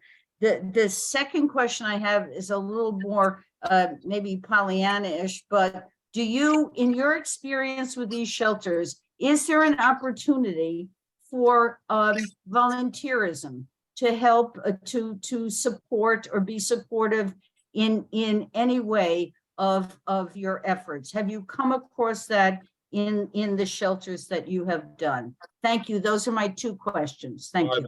I really appreciate the questions. I'll take the second one first in terms of the volunteerism. You know, I was saying earlier that, you know, we participated, and I've been in hundreds of these, or 100 of these meetings over the years. You know, and for the most part, every single shelter that we've opened, we've, you know, had issues and the community's been concerned. And then once we open, we have communities that, you know, citizens come in and they want to volunteer, and they give donations, they come in and we do workshops, we do holiday events. So 100% on the volunteerism. That goes back to what I was saying when we started, you know, that in order for us to be successful, you know, we need to have that relationship with the community, and we want the community to be involved as much as they want to be involved. So this shelter you will have the opportunity to do that here. To answer your first question, you know, I was talking about this earlier, that, you know, we just opened a shelter in Queens, congregate shelter, where we had that separation, where we had, you know, 3 or 4 foot walls in between beds. So it does create that privacy. I can't speak to this currently, but, you know, after the meeting, I'll go back and check. I do believe that we have that in the Riverdale shelter as well, where we have the barriers in between beds, so there is some privacy. But let me check that, you know, and I'll report back in the next meeting. But I appreciate the question. And thank you for the answer. Thank you for the answer. I'll just speak very quickly to the legislative part of it, which I think is a note that obviously Assemblymember Dinowitz as well as Councilmember Dinowitz are very involved in this area. The piece of legislation, if I'm correct, is from another member and the city council, but what it would represent is some significant change. And so, you know, in terms of like what will be done, I'm not sure that if that were to pass, that it would be in alignment with, you know, what we're doing right now. Also, because of the you know, the spacing, which is definitely a part of what we do, what is regulated. You know, the spacing means there are different mathematical formulas. You just can't fit the same amount of people, which means we'll have to have more conversations about more shelters, because we still have the same number of people that need to be housed. But as always, you know, these things, we work with the city council to talk about legislation such as the one that we're discussing right now, to see what we can do to get within alignment, and, you know, to talk about the give and take of what legislation will benefit for our clients as well as the community. I thank you for your response. Thank you. Yeah, Rosemary, I just want to add one other thing. I think this is a good opportunity to say it. I forgot to say it earlier. You know, one of the exciting things for us in a lot of the programs and shelters that we've developed over the years is, you know, we have an opportunity to get involved from day one with the architects. And we're involved in the development of the actual building. So we're creating a lot of, you know, program space, computer rooms, recreation rooms, libraries that this shelter will have as well. So it's not like, you know, you see in the news or, you know, shelters from 10, 15, 20 years ago. That's not what these programs are today. Like, you walk through one of these purpose-built shelters or any shelter that frankly that's developed today, and you'll see a modern, nice place, safe, clean, with a lot of program space, a lot of amenities that you wouldn't typically think were in a homeless shelter.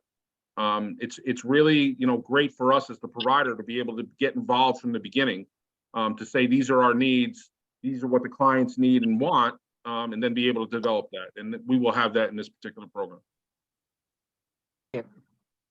All right, thank you so much. It's going up to 9 o'clock and we're gonna end at 9 o'clock on the dot. So next question is for, let me see, Anne. I know you've been here for a while. Anne? You can unmute yourself, Anne. Are you there?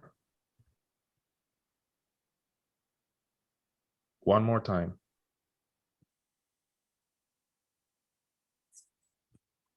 Hello? No? All right, I'm gonna come back to you, Anne. Margie.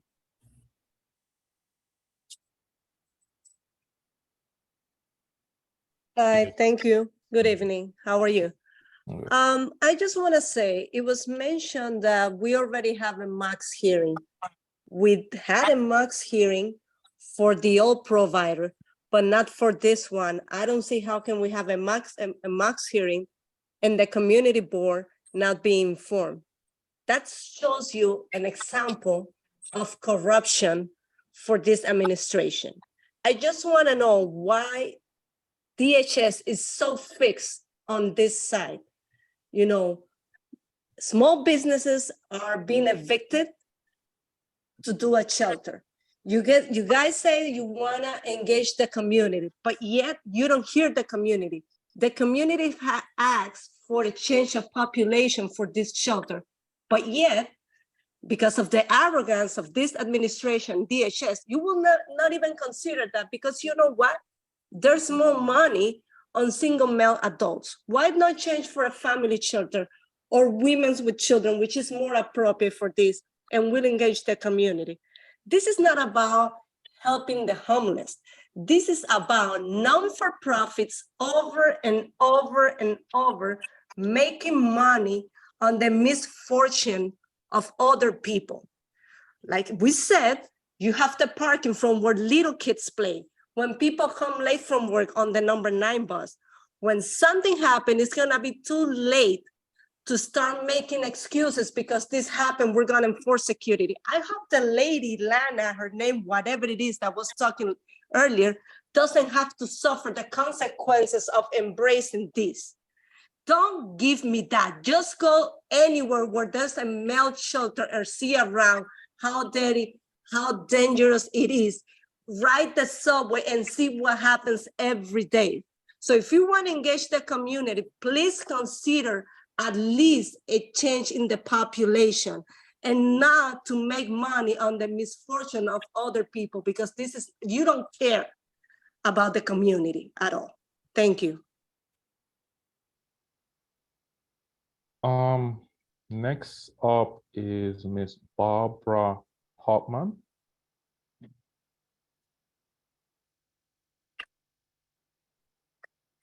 Yes, I want to follow up actually on two things that were brought up but not addressed when Liz Brennan spoke.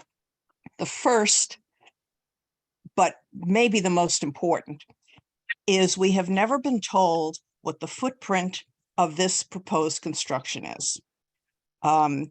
It's going to be a monster, considering that there is a small apartment house on the south side of 262nd Street, but all the rest of the surrounding area is 1 and 2 family houses.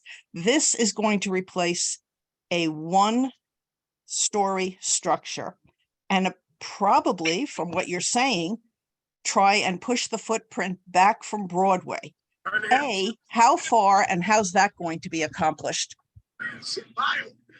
Yeah, the footprint is basically going to be the same footprint of the current buildings that are there. So I think somebody mentioned earlier, there's a lot of rock in this particular area, like directly behind the existing buildings. We will not be, breaking through that rock. So it'll be the existing footprint, but it'll be 6 stories. It'll basically be the same size, actually a little bit smaller than the building next door, as you said, to the south side. Okay, and the other issue is, which seems to have been completely dismissed, the issue of transportation. Anybody who is familiar with the blocks on Broadway from, say, 261st up to Carroll Avenue knows that parking is usually 2 and 3 deep in double parked cars. And on the weekend, it's worse. And you're saying that you're not going to provide any parking for all of these employees that you're bringing on site. Where do you expect these cars to be accommodated? Well, I think first, let's make sure that we don't assume that every employee is driving. Fine. Let's assume half. Well, let's assume half. So we operate a lot of programs where we're in transportation deserts, as you say, and staff figure it out. I mean, is it going to be, is it ideal not to have parking on site? Of course, it's not ideal, but yeah, in this particular site, we do not and will not provide parking. Well, that's, very dismissive, but anybody who knows the area, and I'm talking now to the city officials and to the elected officials, what is going to happen on the surrounding streets, never mind Broadway itself? This is an impossibility. Where do you expect these people to go? And I do not see anybody stepping up to answer this, not that I expected it, but these are real issues for the people who live in the community. I'm not talking about the philosophical issues of whether or not there should be a shelter. I'm talking about practical issues, which nobody wants to address. All right, that's it. I brought up my issues. You can call on somebody else. Thank you. Good night. Next up is our community member on our Kimberly Holly. There. Hi, Omar. Hi, how are you? I'm good. So, I've been hearing a lot, mostly going to be about 2 hours, which is a lot of information, a lot to digest. I'm hearing about everyone's concerns and also the opposing side of success rates and the supportiveness and whatnot. I've been living in Riverdale for about more than 20 years. I'm not white privileged, as you could see. And, we have new families, elderly, Hispanics, African-Americans. It's a melting pot. And, in regards to what that woman had said. So my question is, and this is for West Hab and the DHS as well, how do you plan to engage the community in moving forward, knowing the fact that the community, Riverdale, where the area, or, you know, South Broadway is, you know, how will you try to engage us to help you guys to become more, you know, to be more supportive in this plan? You know, I feel that this is going on for a long time. There's gonna be tons of pushback and more pushback to come. So I think, what's the plan moving forward? That's yeah, thank you, Jim. That's a good question in terms of, and thank you for asking. It allows us to talk about our CAB, which Community Advisory Board, which will be in effect for this facility. And one of the things that we do, we look to our elected officials as well as our community boards to give us folks that are ready, willing, and able to be partners with the success of this facility. If there are issues or concerns, the CAB is a perfect place. They meet monthly and at the beginning of the process in order to make sure that, you know, things are being addressed in real time. And as issues come up, that they're being addressed in real time with these monthly CABs, and any concerns that come up are addressed at the CAB. Also,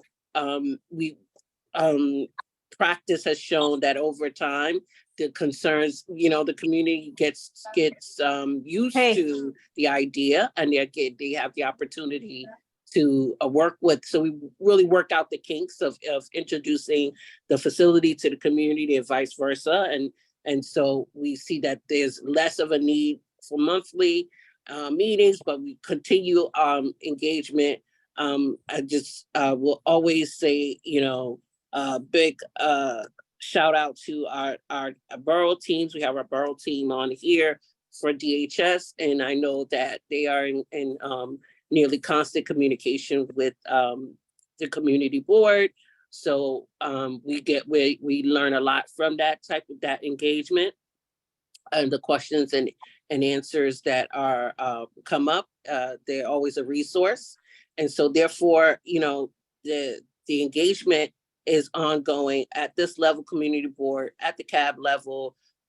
Elected officials are certainly a part of that conversation, and we look to continue moving forward with all of that. Yeah, let me And I just wanted to. Oh, go ahead, Bob. I just also want to add from the West Hap perspective, my team and I, once we get closer to the opening of the site, we make ourselves available to different stakeholders. We will be in a community meeting with individuals who would like to learn more about who West Hab, who we are and what we will be offering at the site. And so outside of all those things that Marika mentioned, we're also meeting with the NCOs. We're meeting with businesses that are surrounding us. We're making ourselves be known to the surrounding neighborhood and making sure that we're sharing the 24-hour number so that if and when something happened, they could reach out to the team. And so that is something that the West Hab team will do as we move further along the process. Okay. I'll just add too at the end, I appreciate the question. You know, one of the other things that we've done in all of our sites is, you know, trying to do like, not necessarily, but like trying to get echo again, but doing things within the community. Like we did something in one of our Queen sites where we were planting, you know, flowers in a local, you know, in a local park, and doing cleanup days, you know, where we got community members and some of the shelter residents, you know, working together on things like that. So it goes back to, I forget who it was earlier, but talking about volunteer activities. You know, it's that kind of stuff is very important to us, and we see that as a big way to engage with the community. Sorry, one more question. Have you ever considered occupational therapists as part of the team when it comes to these types of programs? Or a psychologist? We not occupational therapists, but we have had psychiatrists, not psychologists. But if there is a need, once the site opens, it's a matter of having a conversation with the Department of Homeless Services to secure the funds to get the right persons in the building. So that is not out of possibility. I'm just asking because I'm an occupational therapist myself, and I worked across with mental illness, geriatrics, and special needs as well. So, you know, I've dealt with all through the spectrum, and I find it beneficial when there's other, you know, vocational training. If the goal is to get them permanent housing, that would be a really great addition to the team, and also, you know, a psychologist or psychiatrist as well, considering that most of these men, you know, will have a mental illness. And so do we all have mental illness as well, you know, but not to a higher degree. So I think that'll be a great addition to the team as well. You know, if we want to see them definitely succeed, you know, because I'm all for that. And that's the one thing I think everyone should consider as well. You know, it's not just the caseworkers or the social workers. I feel like there's more opportunities with a more diverse team for society. Agreed. And that is a conversation that I would not mind having at all. All right. Well, thank you for your time and for listening and not interrupting. Thank you so much, Kimberly. All right. We're about to close, and I'm gonna have 2 more people go. Now, remember we talked about respect and civility? Teo, remember we talked about respect and civility? So I'm gonna have you ask 1 question. Teo Miran and then Sebastian. Thank you, Omar. I'm all about respect. I don't know why it seems that it would seem that I'm not. I just want to say, I want to thank everyone for being here. I want to thank the Department of Services. I want to thank Tab for being here. I know it's a lot to ask for people to end their day on these community meetings. I do want to charge the Community 8 Board with bringing this back to the table to whomever, to the Dinowitzes, to whomever you can, because it is a little bothersome to me that we're at this conversation about how does this operate? The fact is, it's not going to operate. This is not the right model. It's not the right model for this community. And I have a few examples. We already have very clean, lovely men in the community who wear backpacks, who are obviously homeless individuals who need a place to be, okay? So the idea that they're going to be centrally located and bussed into different communities and into different shelters is not the right model. And that is the model that DSS does, and it's not the right model. The idea that you're now developers and you're developing a site. I can give you an example. Manhattan College just sold for $18 million, a 400-bed apartment to be developed for lower income. $18 million. That's what you're going to make in 2 years, not to mention 30 years. So there are a lot of examples of why this is the wrong model. And again, I'm going to task the Community 8 Board, Chairman Salter, with figuring out how the community can address this. It's the wrong model for this community. And that's all we can speak to is the individual aspects of this community. I agree that there are homeless people who need to be given a home, not a shelter. It's not going to address the needs of unhoused individuals. And I'm sorry, but that's how I think many people in this community feel. I do not understand a 6-story building for 130 people with 6 people per room. You could have an apartment for that. You could be housed for that, not to have a revolving door of gentlemen coming through a shelter system that we can all talk about doesn't work on many, many levels, okay? So the fact that this is a development operation, it shouldn't be happening. That it's centrally located, it shouldn't be happening. That's not going to work for this community. So again, for the 3rd time, I will charge Community 8 Board Chairman Salter to bring this back, bring it up to whomever, to the City Council, to the Dinowitzes, to whomever. We've already gone through one agency. Now they've increased, they've doubled the amount on this project. For what reasons, we still have not been told. And we could go through to a 3rd agency. And what are they going to do? Double that again. It's just the wrong model for this community. We all agree people should be housed. We're talking about how, not with a business development model, not with money, not with multi-million dollars. So please, Community 8 Board, please bring this up to whom it needs to be brought up to. I would not even waste my time asking these good people about how this is going to work. It's a non-starter. It is a non-starter. Thank you. Thank you, Omar, for your time. Thank you, everyone, for your time. Thank you. Sebastian, you will get. Come again? Thank you, Omar. Can you hear me? Fine, yes. Yeah, I just want to discuss a point that came up earlier. It was discussed that a caseworker have a caseload of 15 in this model, and that is much lower than a typical caseload. So can someone explain what is a typical caseload in a single men's shelter? And why is it much lower for this facility? Is that because the needs are more challenging? Or the population that is going to be screened for this facility different? The case numbers usually is 1 to 25. I thought someone mentioned it was one caseworker have 15. No, you asked what is the regular number. The normal number is about 1 to 25. So what is- DHS has set that standard with all of our providers that for every 25 clients, you will have one case manager.